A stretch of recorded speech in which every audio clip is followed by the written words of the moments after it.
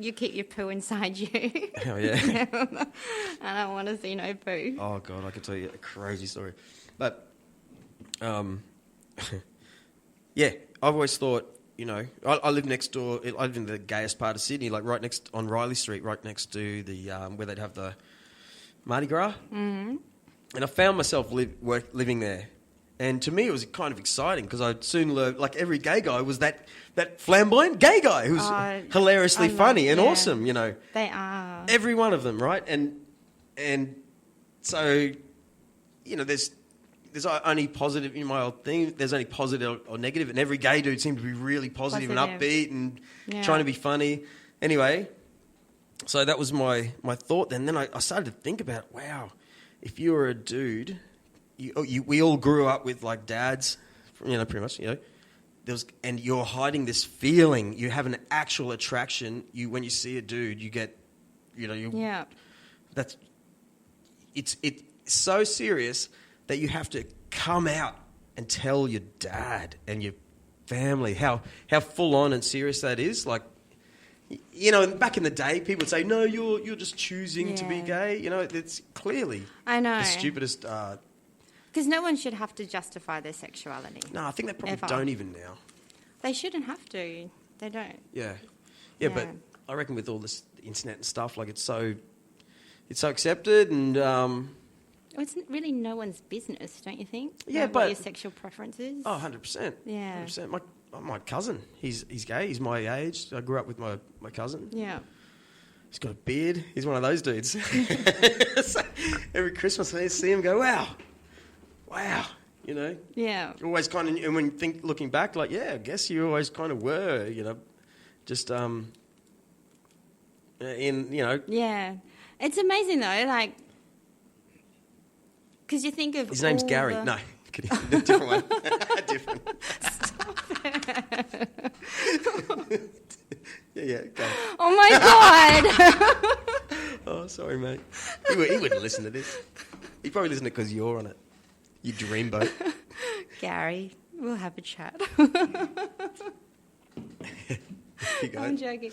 No, but it's funny how, like, because, there's so much stigma attached to being homosexual or heterosexual and like one's perceived as normal and the other one's perceived as a little bit not normal. But when you look back, going back thousands and thousands and thousands of years ago, they were doing it back then. So it's like, come on, dudes. Yeah, people are people. People are people, exactly. Yeah, fully. Yeah, you're attracted to what you're attracted to. You don't choose. It's like the way you're built. You don't choose to be built a certain way. You don't choose how your brain is formed, do you, really? No. It just 100%. happens. So it's like, so what's the big deal? What's really interesting on Japanese TV? They have, there's so many fun Japanese programs every single night, like game shows and stuff. And there are so many, transgender, or it's their character. No one really knows whether they are gay or want to be women or legit transgender, because everyone talks about their character. And it's funny you mention that because there's one. He calls himself a female impersonator, but he's also gay, Matsuko Deluxe, and he said, when it comes to sexuality, it's like 50 shades of sexuality. There's just so many different, because you could be male that wants to be female that's attracted to another male, or you could be male that wants to be female that's attracted to another female. Oh, yeah, I know him well. Yeah. Well. And he describes it so well. It's just like, there's no word to describe, because there's just so many different variations of sexuality. Yeah. Two episodes ago when I was talking about my friend from Scotland, transgender. Yeah. I don't know if I told you off air, but yeah. Picture this. He's the head, like a team manager of one of the largest drag racing teams in the country. He's got the fastest dragster. like I'm talking a big Scottish bloke, was in a bikie gang, and a bouncer in Surfers Paradise at the Playroom and all that, like a tough dude you would not mess with. Yeah. But shows up like he's been doing, she has been doing Montana. Just watch this, the greatest person ever. Yeah. But you would not fuck with this person at all. Yeah. Like, she's growing boobs. The body's like these hormone is actually forming the shape. Like a female, yeah. Yeah, I've known it for like a year now. Yeah. But meanwhile, this weekend's the Winter Nationals, the biggest drag racing thing in the Southern Hemisphere. And at that, she'll be Steve. Whoa. So flicks a switch back to Steve. But everyone knows it's this cool thing. Anyway, but yeah, Matsuko Deluxe, she is massive right now, by the way. Yeah, she's so awesome to listen to. Yeah. Really intelligent, really just... You know what I mean? But there's lots of that. But it wouldn't fly in Australia, I don't think. Like... Why, though? I don't know. I don't know why, because they're so funny and so honest and so... Yeah. Yeah. Actually, who is on... I don't watch TV, but do you remember... Like, Bob Down was a really cool character on TV. Remember Bob Down? No, I don't remember. Oh. Like, he was like... The one in the suit? Yeah, often. Like in the satin suit. In the 70s? Oh, no, like the 80s. 80s. 90s, no, even like...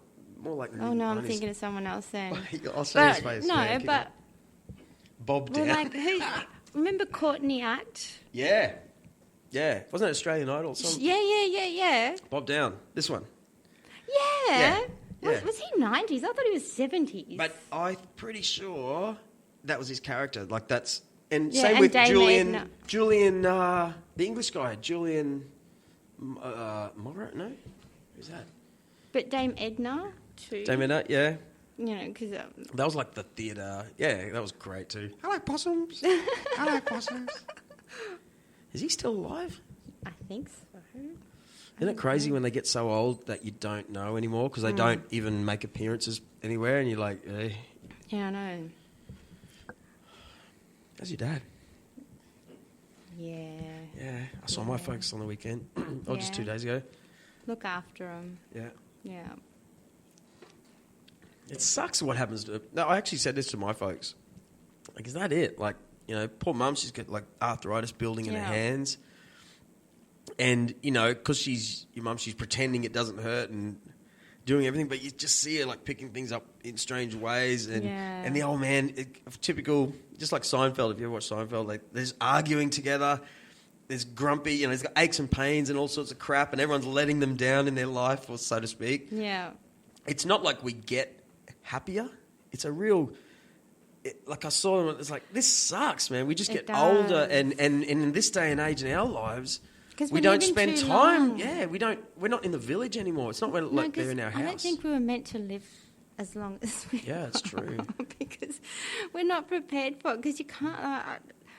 I don't know. I've told my kids, you know, if I start going crazy, just lock me up somewhere because it's a burden on your children. Yeah. And I don't know, like the arthritis thing, because I'm getting arthritis in my hands and elbows and everything. And really?